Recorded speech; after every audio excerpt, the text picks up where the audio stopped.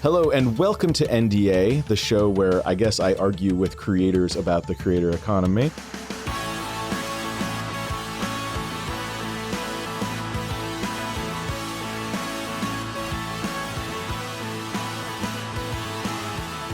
Hello and welcome to NDA. My name is Dave Wiskus. This is the show where I talk creator economy stuff with creator economy people, I suppose. Today, joined by Anita Sarkeesian. Hello, Anita. Hi.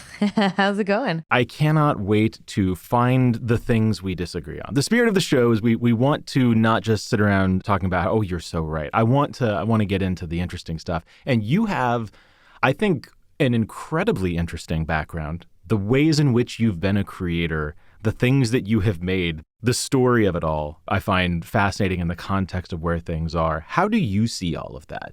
How do you think of yourself as being a creator?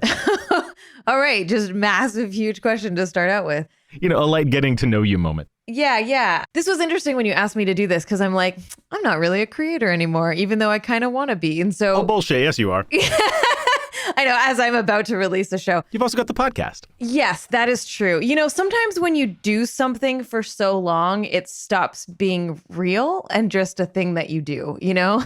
Like, you're just like, yeah, that's the podcast. I think that my relationship to all of this is probably very different to people who are like actively creating right now, especially like YouTube internet creators, right? So when I first started, you know, YouTube was still very young. There was not really that many people doing kind of video essay, cultural criticism work online. There were, and I was influenced by some of the early folks, but it wasn't anything like it is now. And so I think it's really interesting to look back and be like, wow, I was really one of the like pioneers of this space. You know, like it's hard to think of yourself in that way, but really, I remember looking at the ways in which I was being harassed for the work I was doing, right? So I launched a series called Tropes versus Women in Video Games to look at the way women are represented in video games and video game history. And this was, you know, like several years after I started making YouTube videos and my program Feminist Frequency.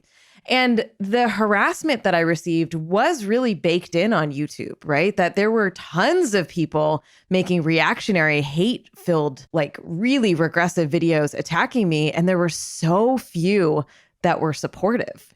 There just wasn't, I don't know, I don't want to say a market, but there wasn't a lot of creators who are doing these really deep dives into cultural context, into leftist politics. And over the years, we've seen a huge rise in that. Like, I think a lot of what your platform does is like find those people and say, hey, like we got a home for you. So at the time, it felt a little lonely, you know, like I felt a little out there doing this thing on my own. And it's been exciting to see the shift and the growth in the creator space and the leftist space on YouTube and on different streaming platforms. It's funny because it's never intentional from our side, the creators that we work with. And I was introduced to you through Lindsay Ellis, who I think fits into that camp. And we have a ton of creators who sort of live in that space. And there's plenty of grumpy emails or Reddit comments we've seen about how Nebula is like a leftist, whatever. It's never intentional. We gravitate towards science and nerd culture. I would push back on that. I would say that it is intentional, right? That like you as Standard and Nebula and all of the people who help make it have, you know, a perspective on the world, and you're bringing in certain people who are telling stories in certain ways, right? Like we all make choices about who we work with and how we work with them, right? Well, it starts with, like, I just like comic book movies and science, and I think that human rights are a good thing.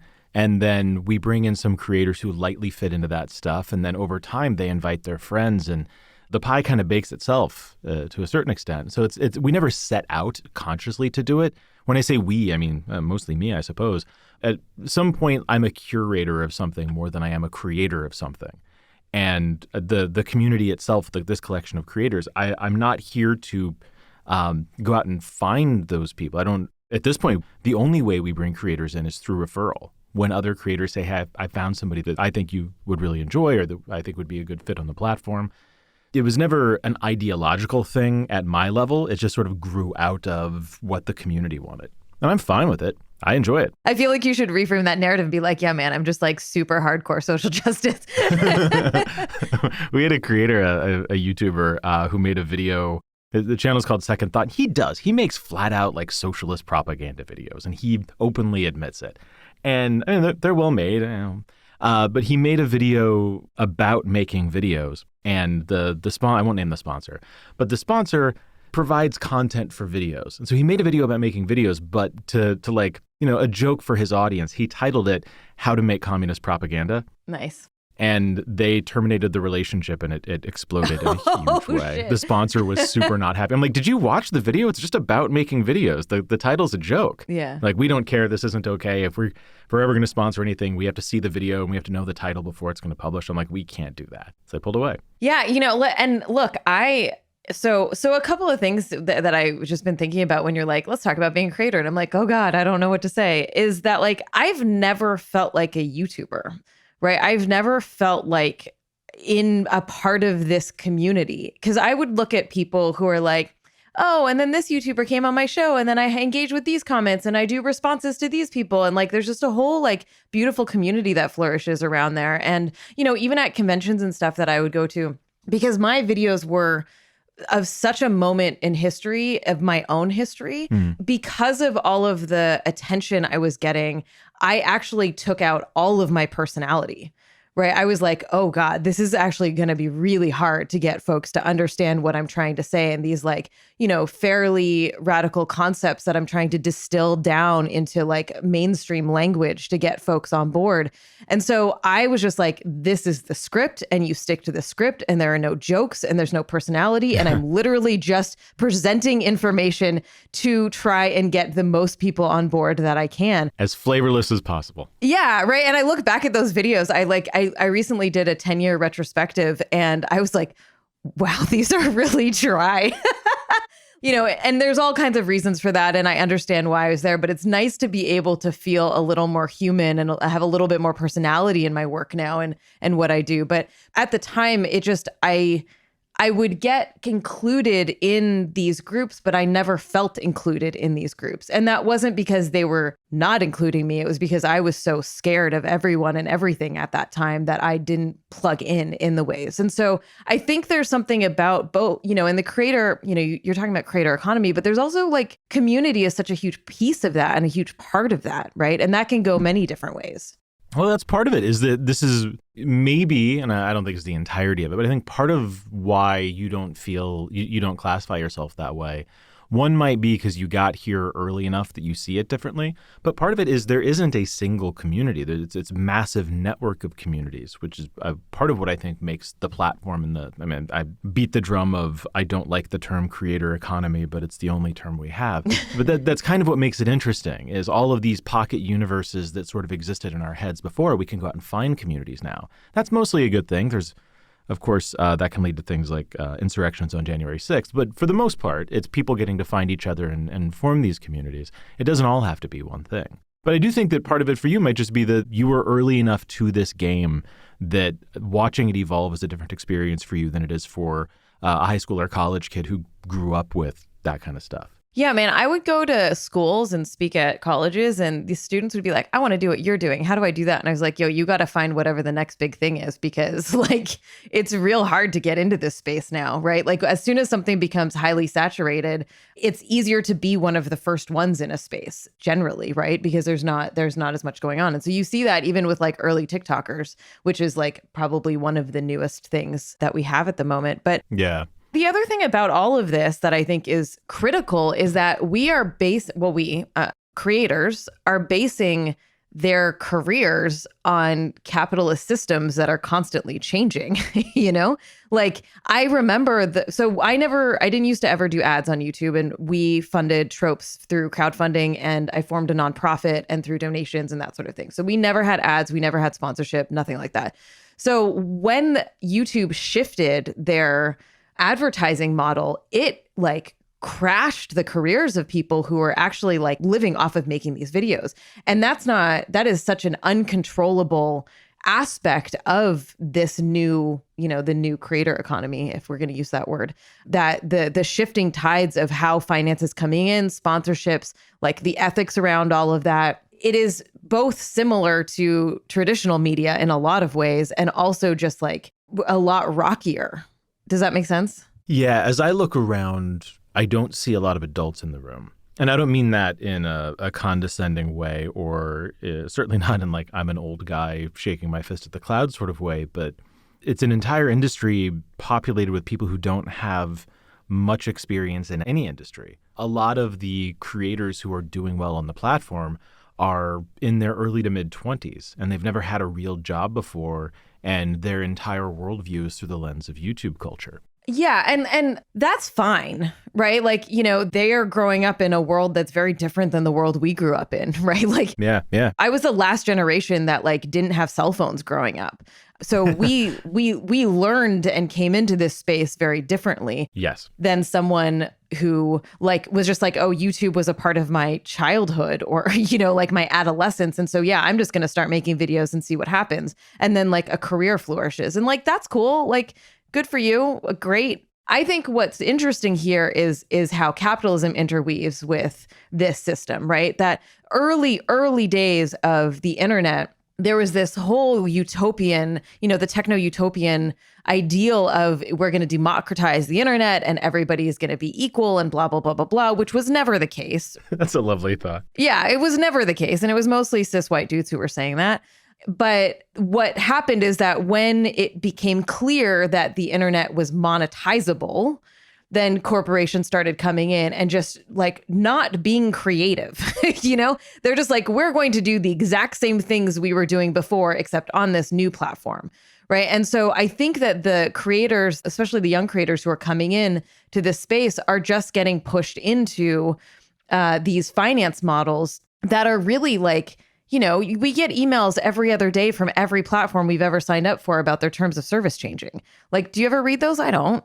You don't. Nobody reads those. No, nobody reads those. But like, what is the impact of that, right? What if one day those things say, like, we own all of your content? I hate the word content. I'm not going to say that every time I say it, but I just need to preface that. No, I get you. But we own all of your art and material and work. Or what if it's like, we're cutting all of the funding in half? Or you can't do sponsorships except with a limited amount of companies that we vet, right? Like, there's so much variable in building a career in this space. And I think I don't want to remove streamers from this, because that is also a space that's very similar to what we're talking about, where people have their entire careers based on both audience and platform. And when your platform isn't taking care of you, right, when it isn't working to your best interest, which none of them really are because they're here to make money, like, what does that mean for the longevity of your career? What does that mean for the sustainability of your career? I used to think of YouTube as like the evil empire, right? I mean, they're Google. As time has gone by and we've gotten to know some of the people who run different parts of the platform, the team behind Content ID, we're very friendly with. The team behind the algorithm, we're very friendly with. You would expect that Nebula is some sort of competitor. Neither we or YouTube see it that way. We're actually very friendly. They love stuff we do. We, of course, love stuff that they do. Getting to meet the humans behind the things and hearing the rationale, here's why we made this change in the algorithm. I can't speak to the corporation. It is not a person. It's going to do the thing that it does. It's a Ouija board. But makes me feel a little bit better knowing that some of the people with their hands on the Ouija board thingy, those are people who genuinely do care about the creator experience. And for the most part, whenever, I'll just use YouTube as the example. Actually, I'll use Patreon as an example. When they've made changes that would negatively impact creators, the creators kind of rise up. They'll throw a tantrum very, very publicly. And on multiple occasions now, they've gotten Patreon to reverse course. And I think that has a lot to do with the fact that Patreon has built their platform as a grassroots platform. And so the energy of Patreon and the energy of the way it's run and the culture that exists allows space for creators to be like, what the fuck? This isn't okay. Whereas the energy and the platform of YouTube is not that, right? It is a lot harder to do that. But it does happen, though. Yeah, for sure. It totally does. I think the line is blurrier. Patreon's VC backed. I do think that just in terms of the way, every company has its way of, its tone, right? Its brand, its way of speaking. Mm-hmm, mm-hmm. The Patreon brand, that's what I mean. The Patreon brand is a lot more like, we're here for you, man. Like, this is cool. Let's go get a beer, it's a lot chiller. And so I think it is a little bit easier for creators to get sucked into that energy. Yeah, I agree. I hear what you're saying about the humans behind the platform. And I think that we are coming at this from very different perspectives because of our experiences. So for me, Oh, yeah. Yeah. yes, I've spent years giving free labor to all of these fucking platforms, like all the social media platforms. Like I've gone into YouTube with decks being like, here are all of your problems. Here are all of the examples. Here are things that like aren't working, or here's how like our experiences are as people who are more vulnerable on these platforms. And, you know, Twitter, Facebook, like all of them. I've been in those rooms constantly. There are lovely people who want to do very well. Yes. And they want to do good things and they care about us. And it doesn't fucking matter. And it doesn't fucking matter because they will burn themselves out to get the smallest iota, like the just teeniest, tiniest little thing for us. And then they leave because they can't stand working there anymore because they're not getting anywhere, right? And then you lose that person and then someone else comes in and then you start from the beginning again. And it's this cycle, right? There is a wall. There's like a ceiling that you hit with all of these platforms that is the tension between like corporate interests, which are financial mostly, and shareholder interests, right? And legal. Right? It's constantly legal and PR that we're bumping up against in terms of what can and can't be done. And so while I think it's important to remember that there are humans behind it and that there are lovely people who care deeply, there are constantly walls that you're hitting in terms of trying to create these spaces. And in my decade plus of doing this work, I have just kind of come to the conclusion that like these platforms are foundationally flawed. They started on a foundation of not recognizing, considering, or understanding that their platforms can cause extreme harm and that they were built in a way to do that. And now they're trying to put Band-Aids on it. And you know, this is my cynical, I mean, I think I'm allowed to be cynical at this point, but this is my cynical take on it. And so when new platforms start up, You've earned it. I know, I definitely have earned it. When new platforms start up, I'm always like, well, what are you doing? Like, why is this not baked in from the beginning? How have you not seen what's been happening this whole time? Because you have an opportunity to do this different. You have an opportunity to do this in a way that is so much more caring for your users, for all of your users, you know? I feel like it's almost silly for me to disagree with you here because it's such a great, like, yeah, we do that. Aren't we great? Aren't we different? I worry, though, that we're a product of YouTube in a sense. The systems that exist allowed these creators to flourish to some level or another, and they became successful enough to build up enough of an audience that some of that audience would come over and pay hard-earned money to sign up for our service.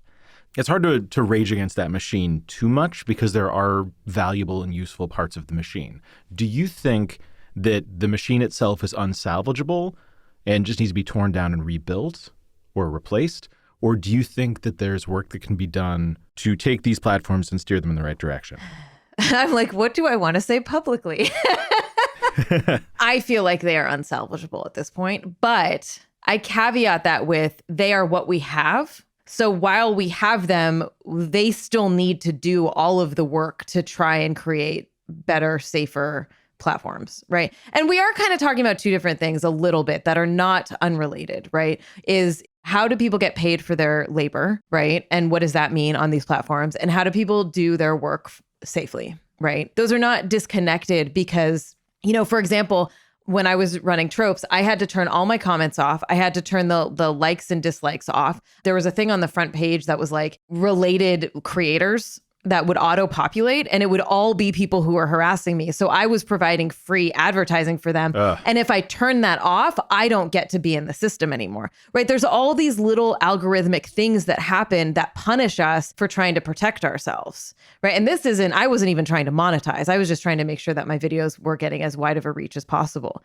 And so there are things that can be done. And I think that those things should be done.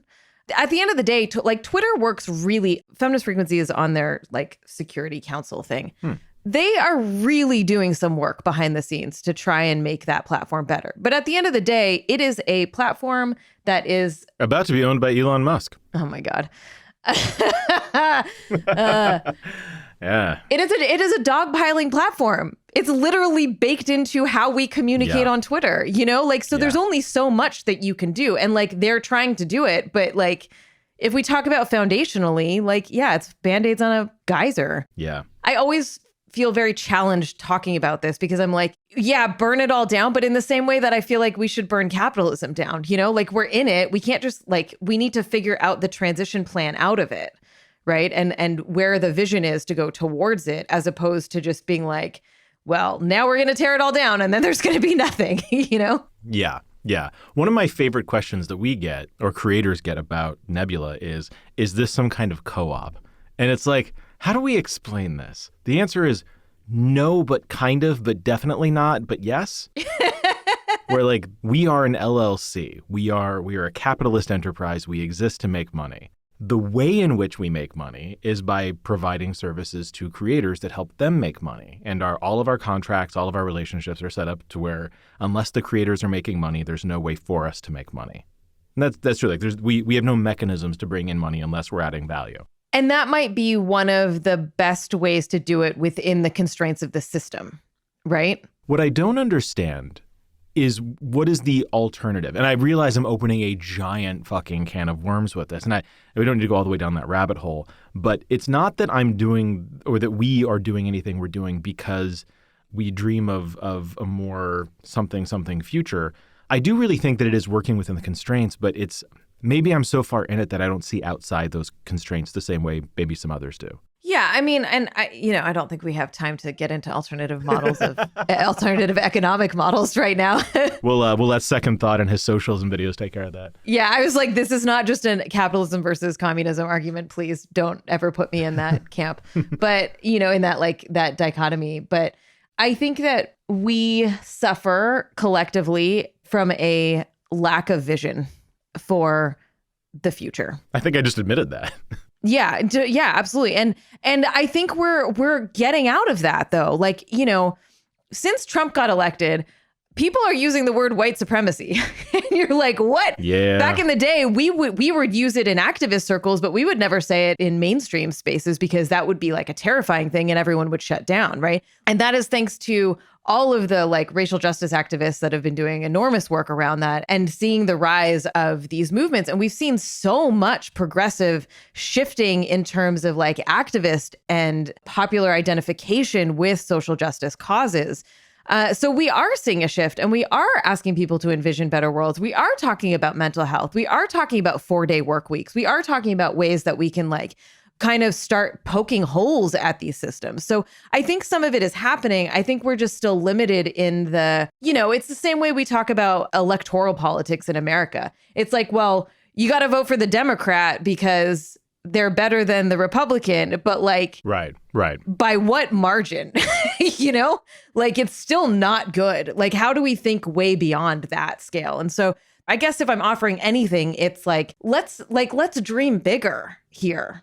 Right. And I realize I'm saying this to you who runs a platform within this system and that I've benefited from. Right. But that's part of the issue is there's no ethical consumption under capitalism. We still have to make rent and pay our bills. And we have to figure out how to do that in ways that are sustainable and that do the least amount of harm as possible. And that's another piece of all of this is our economy is tanking right now. And so we're seeing it in my nonprofit in terms of individual funding is really down. And so what does that mean for people who exist on crowdfunding, who exist on sponsorships that are based on views? I'm sure a lot of creators are hurting right now. Patreon, people have to stop contributing to folks' Patreons or other subscription services because they can't pay their bills, I can't speak to Patreon. I can speak to the sponsorship side of this. A couple of pieces of good news. One, the vast majority of sponsorships are not based on views. They're based on conversions. Two, I am very not worried right now. The best model we've seen for any kind of economic collapse in recent history was the beginning of COVID. And there was a brief moment at the beginning of COVID where a couple of sponsors were like, let's pause spend and figure a couple of things out. And the market tanked for a minute and there was a very slow period where things just kind of sat down there at the bottom. And the sponsors realized that all of that money they were dumping into Facebook ads or traditional media marketing was not nearly as effective dollar for dollar as influencer spend. And so they overcorrected and started spending like crazy on sponsorships. Creators made more money, at least the creators we work with, made a lot more money through sponsorships during the economic collapse moments of COVID, all throughout COVID, Not this is like, yay, COVID, we all made money, but like it didn't hurt in the way that you would predict. Yeah, yeah. Right? If I'd been a betting man at the beginning of COVID and I had $1 billion to throw at something, my bets would have been on online marketing and video streaming, which, fortunately, those happen to be the businesses I'm in. And watching things play out, it was really interesting to see, like, everyone who's now unemployed is at home looking for things to watch. And people don't shop in real life anymore. They only shop online. And there's a weird thing that happens with these parasocial relationships. There's a bunch of weird things that happen, but one of them is the fans who can afford to support creators in times of economic crisis spend more. They will do more to support their favorite creators. So interesting thing that I noticed, kind of anecdotally, but is that during 2020, fundraising was up. Because the people who, I would say at least the folks who have tech jobs, I work in video games, so people who are employed in tech and video game companies, they were still making the same salary that they've been making, and they had so much money to spend because they weren't doing anything. And so fundraising was really up in 2020. And there was also all the outrage. There was a lot of like energy. There's, in like trying to whatever. As soon as vaccines happened and people started, like lockdown ended and people started going out a little bit more, you saw that drop a little bit. And then now with the economy and the prices of everything skyrocketing, like people are really tightening their belts. And so I can't speak to the sponsorship side of things, but in terms of individual giving, like the people who can give $5 a month or whatever, like, man, that $5 would be really helpful towards my groceries because my groceries have just doubled, that sort of thing. And so I think while I hear what you're saying, and I don't disagree with it, and obviously I have no point of reference for that, I think that this moment is slightly different in terms of the actual cost of things are going up, and that's hurting people, even people who make a little bit more money and had larger charitable giving budgets and that sort of thing. Yeah, I think there may be a split here too, where the sort of person who attaches to the creators that we work with might not be perfectly representative of the larger market. Demographically, a lot of our creators, their audience are 20-something, affluent, work in relatively safe and stable industries. So they tend to have a lot more disposable income. It's why sponsors like that audience. Yeah. So it might be that the groups here's a revolutionary idea. Maybe not all economic groups are affected by economic downturn in the same way. What? Yeah, I know. Groundbreaking. You're a genius. This is the kind of problem we solve on this show. I think that there are good things and bad things about the ways in which creators can do business. And there are good things and bad things about the relationship that creators have with their audience, at least for the kinds of creators we work with. They are often seen by the audience as being important, not just entertaining. Nobody is like re-upping Netflix because they want to contribute more money to the Stranger Things kids. That is an entertainment vessel.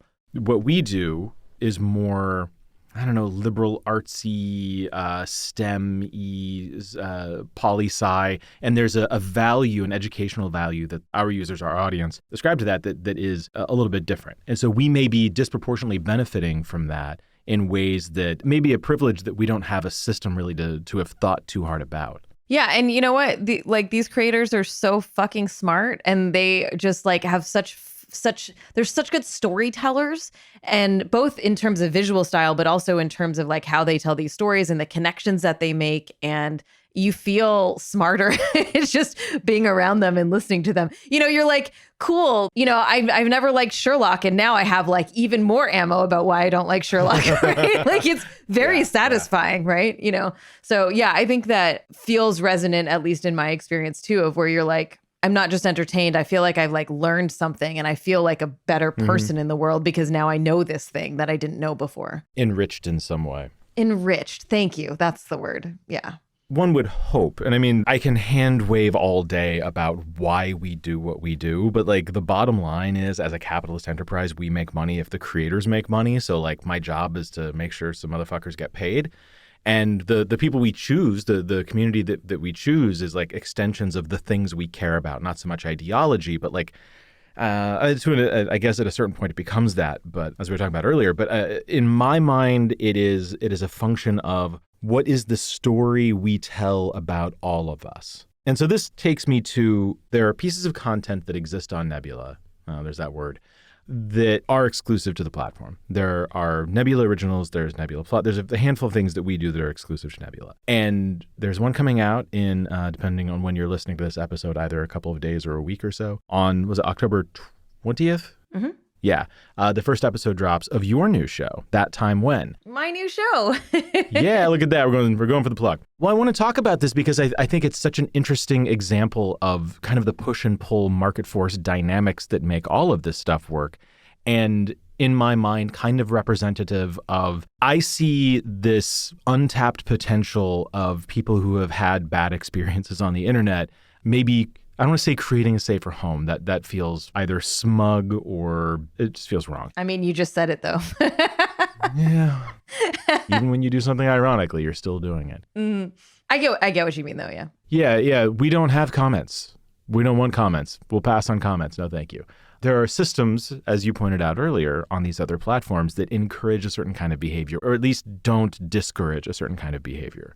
What is it for you that makes a show like this interesting to do now, and why would it work here and not on YouTube? I don't know if it wouldn't work on YouTube.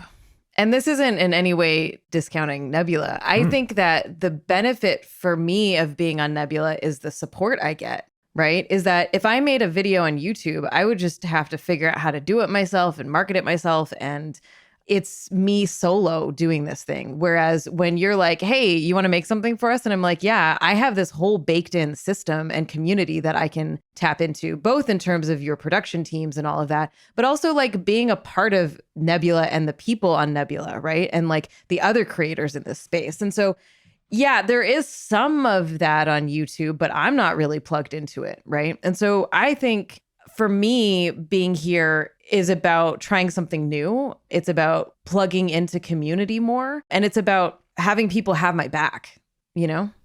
If something goes awry, I'm not just like, oh, fuck, what do I do now? Which, I mean, granted, I know what to do because I've been dealing with this forever. But it really is like, hey, I can just hit up you and your team and be like, man, I'm feeling really weird about this thing. Can we talk about it? And like, you're invested in taking care of and being a part of that conversation and like solving the problem with me. And one of the things that I realized in my work as a creator of the past is like, it was really alienating and isolating to try and figure everything out with just me and like one other person. And I didn't trust anyone, and I was scared of everyone.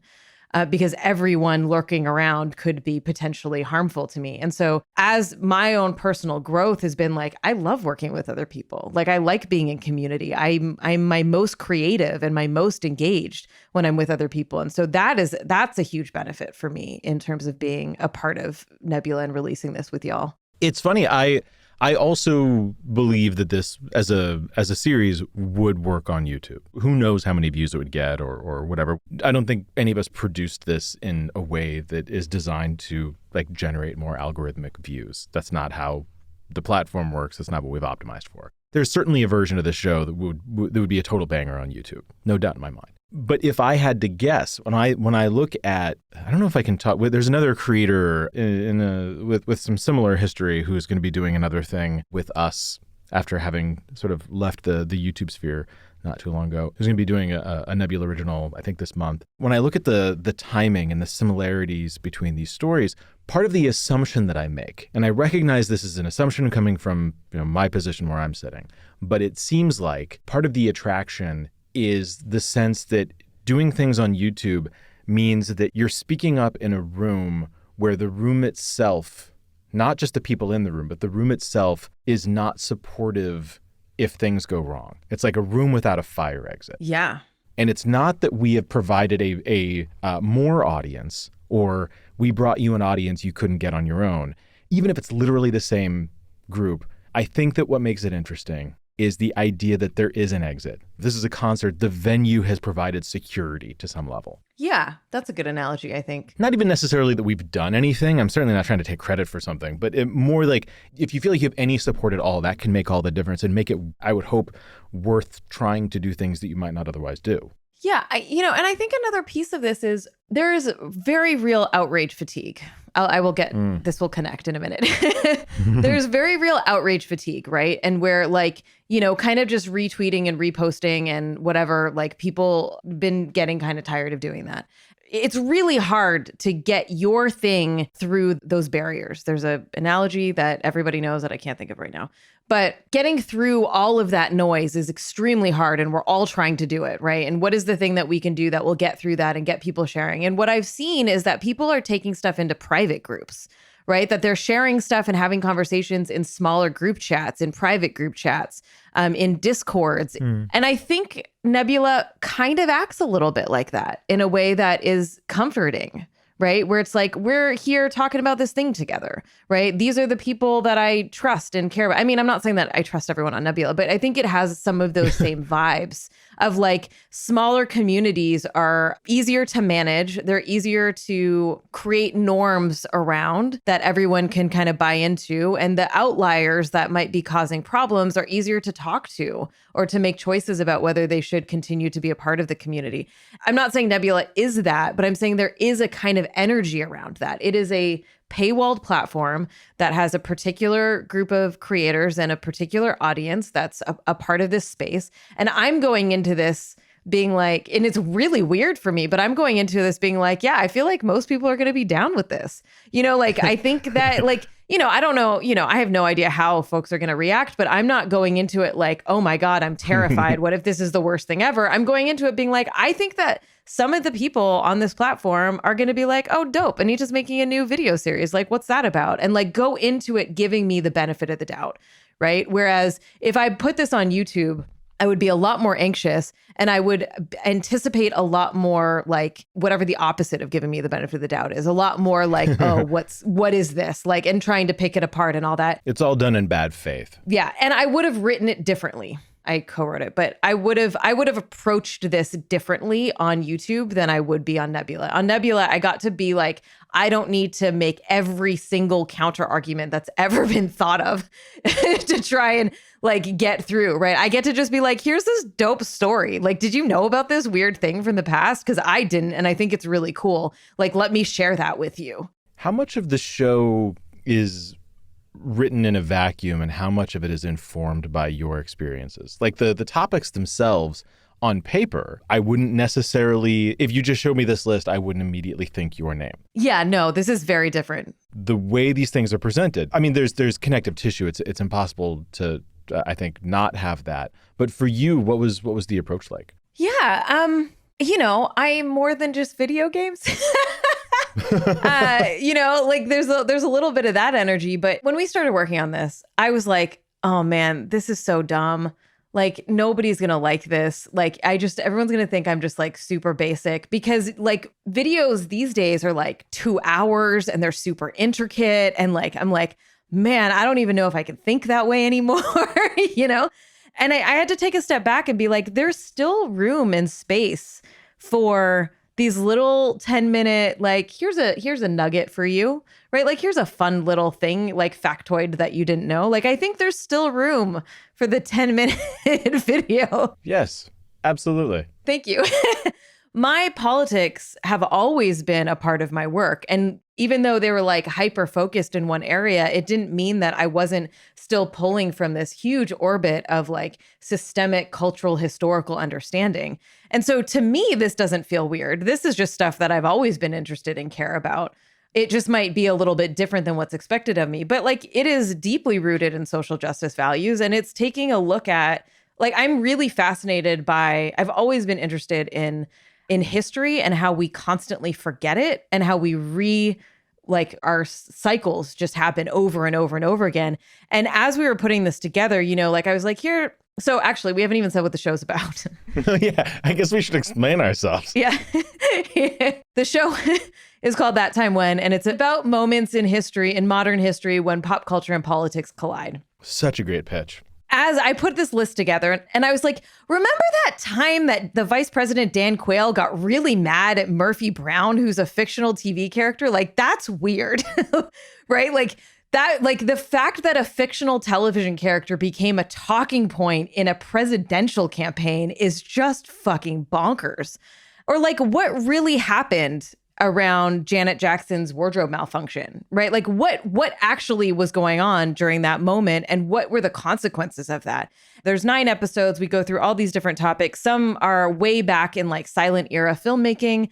And all up until like, Gamergate, I definitely, I had to unpack that one a little bit. Did that feel good, or was that like a Band-Aid situation? Let me come back to that one, that question. I made this list of potential topics that we could talk about, and I roped in Carolyn Pettit, who longtime fans of mine will know as just a beautiful, amazing writer. And what we uncovered is that throughout so many of these stories, like the interweaving thread is really like conservative reactionary politics. And I wasn't even thinking about that when I put the list together, but it really is just like deep, puritanical, regressive ways of controlling marginalized bodies is throughout this whole series.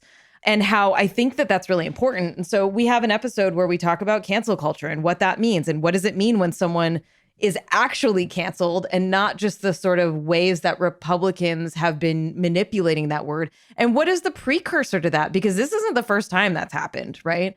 So as this took form, I realized that there really is this through thread around the whole thing that is very much in line with everything that I've been like in my adult career been talking about and thinking about, is like, how are we reacting to and pushing up against and dealing with reactionary conservative politics? And it just happens again and again and again. So anyways, that's my pitch about why I think this series is really cool. Your question about talking about Gamergate. So you'd think you'd be done with it.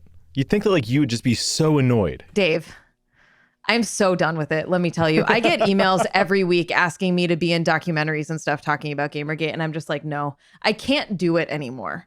Like I've done the Dog and Pony show. I go up on stage and I talk about all of the horrible things that have happened to me. And I'm like, no. And so while my work is still very, I run Feminist Frequency, which is a nonprofit that works to end abuse in the games industry. We have the Games and Online Harassment Hotline. Like online harassment is still very much a part of the work that I do.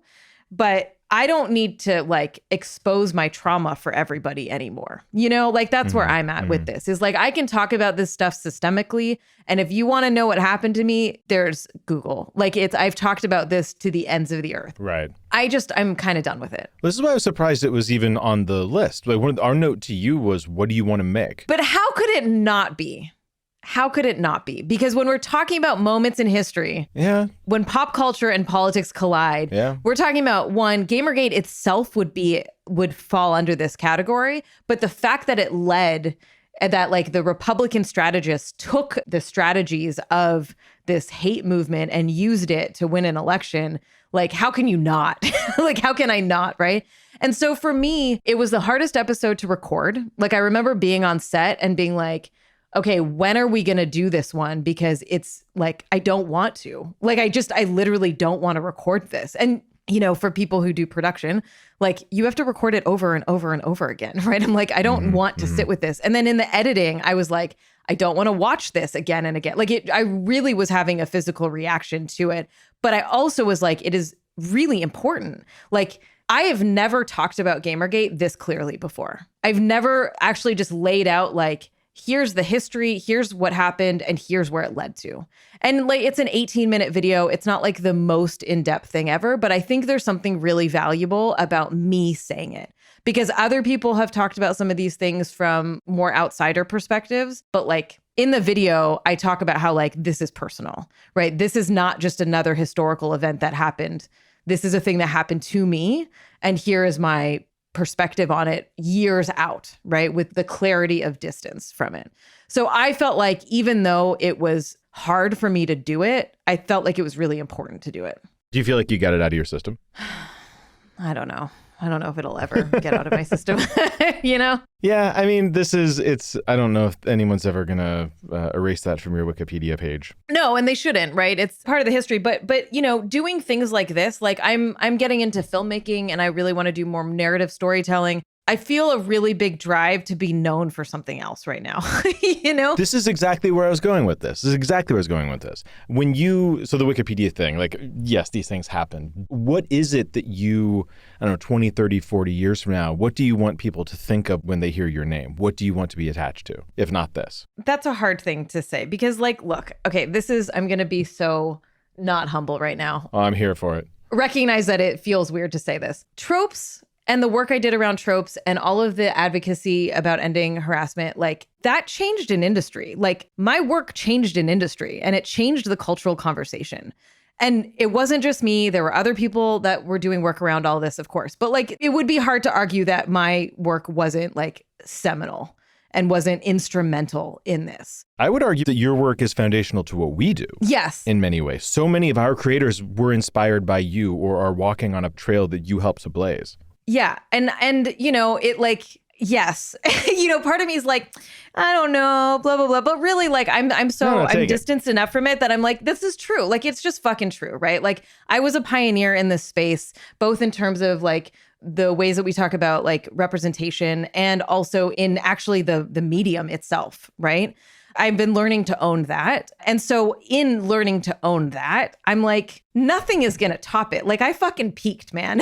Like this was huge. And like, how cool is it that I have that, right? The problem for me is that it comes with so much trauma. It comes with so like, it's messy and it's painful for me. And so the fact that I am known for a thing that feels bad is hard. I'm going to go on and I'm going to make cool shit and I'm going to make movies and I'm going to make more videos and I'm going to like, and all of the work I'm doing with my nonprofit, like it's all great work. It's likely never going to top what I've already done. And that's a really weird place to be, you know? And so for me, I think a little bit like, I want to make new things that I feel like I own more, right? That I haven't lost control of in some ways. And I think maybe that's my perspective on how I do work now, you know, in deep collaboration and creative collaborations, but also just like, I want to feel more ownership of the things that I do and feel more proud. It's weird to say I don't feel proud of tropes because of course I do, but there's a lot of stuff behind the scenes that makes it harder for me to reckon with the historical context of the impact that I had. Does that make sense, kind of? Yeah, absolutely. I know I'm being a little vague, but... No, I get it. There's only so much you want to share about certain things. Yeah, we don't need to go into all of it. Well, we talked earlier, we sort of kicked the conversation off around the idea of how creators make money and the way people approach the economics of the platforms. I'll stick to YouTube because it's the one I know. But when I look across the landscape today, I recognize I live at the beating heart of survivor bias within this genre. And I am fairly well connected within the machine itself. What do you mean by survivor bias? I'm surrounded by creators who made it. Oh, yeah. Okay, I understand. I represent 160 or so YouTubers who make money doing this. Yeah. And so I don't know what percentage of people who try end up succeeding. What I can say is that I'm very encouraged by when I see somebody who is demonstrating talent. I can't think of a time where I've seen a talented person not make it on YouTube without me being able to point out why. And I recognize that a lot of that is like, I don't know, the privilege of understanding to whatever degree the algorithms and the mechanisms that make success possible on the platform. I am encouraged by the fact that a middle class of creator is possible. While I have no argument against the reasons why we should tear down capitalism, I am encouraged by the fact that so many of the creators we represent are able to make money doing this. One of the harder truths of a platform like YouTube, and there's this like cognitive dissonance that even I have, it can be hard to remember that without the evil algorithms, those views might not happen. Nothing is owed to us. If you self-host a blog and start posting videos there, you won't get the same kind of attention, or you'd have to work way harder to get it. I mean, but like one wouldn't get the same sort of attention. I mean, look, I still have to work hard to get attention too. I mean, it's not, people just assume that I have like this baked in audience. That's not the way it works. Sort of in a similar position, we benefit from our creators go out and tell their audience, and then the audience comes over, and that's our primary marketing mechanism. Yeah. The way we find new audience is the YouTube algorithm goes and does it for us. It's a weird place to be, to think that even us, we directly benefit from that. The creators grow not because they have their stuff here, but because they have their stuff there.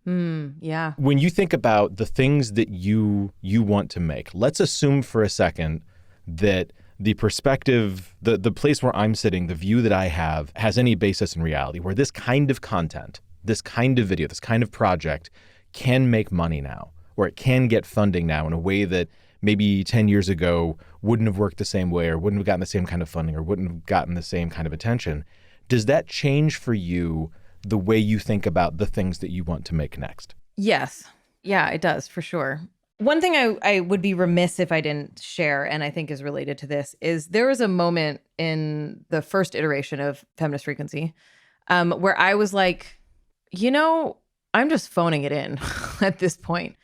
And I was looking around and all of these creators were popping up doing amazing work and really intricate, beautiful videos that were just brilliant. And I was like, it's time to like pass on the torch in some ways, right? Like I definitely had this energy of like, I haven't kept up intellectually in the ways that I'm seeing these young people doing and like coming in with all this new energy and all these new perspectives and all these new ways of telling stories. And I was like, cool. And this goes back to what we were talking about, where I was like, I helped create this space and then recognizing when it was time to leave it or to step back from it and be like, it opened a door for a whole new generation to do cool shit.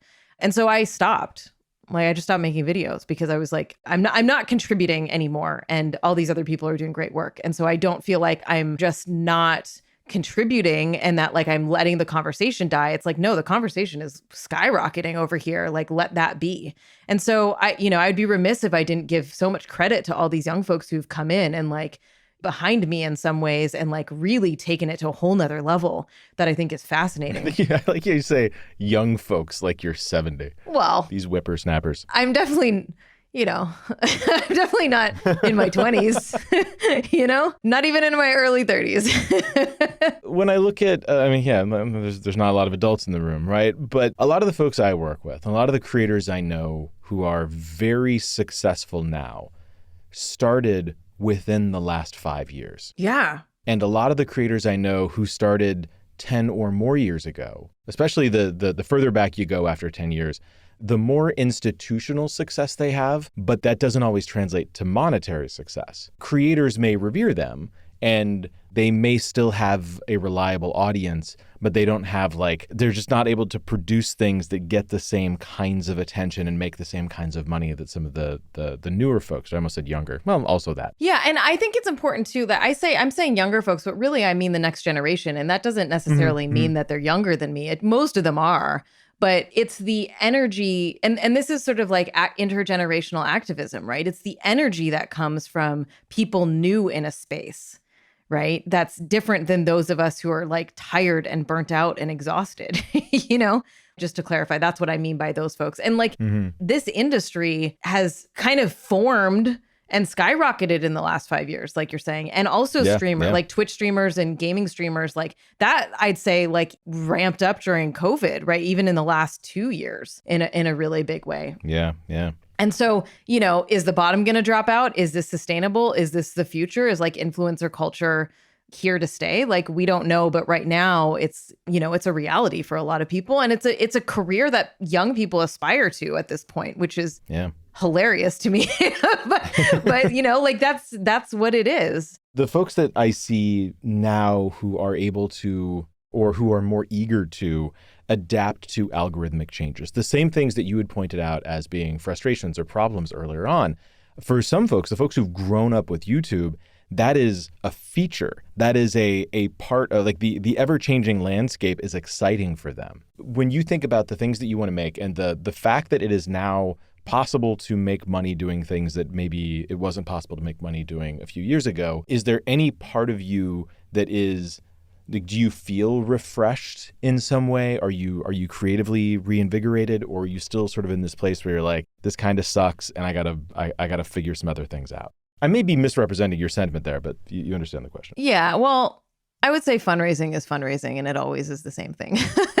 Like, there was a part of me that was like, man, I'm really tired of, I've never liked fundraising. It's a huge part of my job. And there was a part of me that was like, look, I'm tired of making these like videos on my own with, just like, nonprofit donations and stuff like that. And I want to start making films and I want to start doing bigger productions, right? Like that time one was a proper production with a proper production schedule. And like we made all the videos at once and then edited them all at once, which was very different than when, it's not the first time I've done that, but it was very different than like Tropes, which was like, there was no regular release schedule. We would like work on it for months and months and then release it the day after it was edited, or like literally hours later, you know? Like it was a real makeshift situation. Part of me was like, I want to get paid for my work. Like, I don't want to just cover the costs of my work or do like barely scrape by. I want to get paid for my work, and I want enough money to do things with like proper production quality. And when I started doing that shift, I was like, yeah, and it's still fucking fundraising, right? Like you still got to network and you still got to find the people who'll pay you to do that. And you got to convince them that you're worth taking a chance on and all of that. So to me, when I think about the money part of it, is like, it's not that different in a lot of ways. You still have to do the business of making these things happen. And I was thinking about that too, when you're talking about like people grow up on the algorithms and then they learn how to adapt and shift. And I think that, you know, there are some creators and creative people who are very good at the business side of things, right? And they will thrive at that. And they know how to network, and they know how to make connections, and they know how to keep up to date with the algorithmic changes. They can understand what kinds of thumbnails and titles and stuff that they need to get people hooked. And other people are brilliant creators that know nothing about business and really struggle with it and don't know how to do that. And they have really important things to say, but their expertise is not in that side of things. And so they get lost, right? They get kind of left behind, or they don't get as much. And I think that applies to all creative work. I see this in video games all the time with like indie developers and like indie filmmakers and stuff where we're just like, we just want to like make the thing. Why do we have to like do all of the other things too, right? And that's just a reality of the systems that we're in. Yeah, making it is part of the story. You also have to get it in front of an audience. And if you're charging money, you have to convince them to pay money. Yeah. This is like eternally the art versus commerce battle here. Yeah, 100%. Imagine how the flourishing creative beauty of the world would be if we were freed from the economic function of it. Like, I look at things on the internet and you look at like, I don't know, TikToks or memes, and you're just like, people are brilliant. You know, like humans are just so brilliant and smart and draw all these connections. And I think about this back in the day before I even started Feminist Frequency, was really in like the remix and vidding community, and just looking at all of these like incredibly edited stories and videos with found footage and like, you know, using pre-existing footage. And they just made it for each other in their spare time, like after work, right? Like just incredibly talented folks. And so, you know, there's part of me that just like has so much like joy and hope for just how creative people are. And then there's the other part of me that's like, man, but we're so bogged down by the like paying of our bills and getting paid for our work and understanding the business side of things. And like, you know, this is another visioning, right? Is like, how much could people flourish if they didn't have tied down with economic and trauma and all of the shit that we deal with every day, you know? Well, the good news is that automation and artificial intelligence are advancing at a pace that in the near future, it's very likely that they'll do all of the creative work for us so we can go to the labor. I can't wait. You know, we're just going to be in the metaverse, like just hanging out, and it's just going to be a great old time for everybody. Everyone will be happy forever. It'll be great. Anita, thank you so much for doing this. This is exactly what I was hoping it would be. Yeah, you started off being like, let's be antagonistic. And I'm like, I'm really good at that. I can do that. If I'm going to say something, I kind of want you to challenge me. I want to have to like defend the idea or back away from it. I've been thinking about how like with tropes, there wasn't really room to criticize my work because there was so much harassment. And so, yeah, there was a little bit of like really like smart criticisms that came through, but it was impossible to engage with any of it. And so really, for the most part, I didn't have that. And now there's a lot more room for it. And I'm like, oh man, I'm like a critic who hasn't really dealt with a lot of criticism. I like both fear and crave being challenged right now. Like, I'm in a very particular place in my life where I'm like, I want more challenges. I want more engagement, because people do tend to just like defer to the person who speaks the most confidently about whatever bullshit they're spouting, right? And while I do think I've earned a lot of that respect, I'm curious. Like there are things in these episodes that I'm like, wow, I would have phrased that differently if I could redo it. And I'm like, are people going to call me out on that? You know, like what's going to come up? So I'm curious to see what the response is of this and how I react to criticism. And hopefully I can do that in a way that is kind and gentle, you know? Yeah. And hopefully without the toxicity that often comes with that sort of thing. Yeah. And that's the thing is like criticism makes things better, right? Like, I mean, I built my career on being a critic. And I think that there are ways to have these conversations that are really supportive and respectful and kind, you know, and growing, right? And allow people to do better and be better. And that's what I hope for in all of these creator spaces, is that we can lovingly challenge each other to be better. Yeah. The best of us are often forged in fire. I think it's necessary that we hold each other accountable. We can be honest with one another. Yeah. Yeah. All right. Well, thanks for having me. This was great. This is fantastic. I hope you all watch my show. Well, the good news is I'd like to thank our sponsor, Nebula. Yeah. So, you know, that hopefully moves the needle for everybody. I'm excited for people to find out that this is going to happen. I've told friends, or I've told people in the industry that we're doing this over the last year or so, and the response is always the same. 100% of the response is like, ooh, that's going to be interesting. I like that sort of like, not like that's cool, but like, we'll see what happens. I like that energy. Always in a positive way of like, after everything that happened before and after a bit of time, where's this going to go? And I'll talk about like, well, the premise is this. And people are like, oh, there's almost like a relief that it's not the thing that they might have assumed it was going to be. Yeah. The Gamergate people, if you look hard enough at anything, you can find ways to criticize. But like, I just don't think this attracts that kind of, I don't know, discourse. No, I don't think so either. I think these are kind of fun. Genuinely, yeah. Yeah, like they're relatively serious topics, but like they're fun, and I make bad jokes, and and I say bad jokes in that I deliver them badly. It's fine. I'm not an actor. I think the majority of people are going to be like, "Oh, that was an interesting 10 minutes." You know? And I think they're going to look forward to the next one. Yeah, totally. So yes, please watch my show. Let me know what you think. I'm on all the socials. You can hit me up. All right, Anita, thank you so much for doing this. Really appreciate your time. This is fantastic. Looking forward to everybody seeing this. You too. Thanks.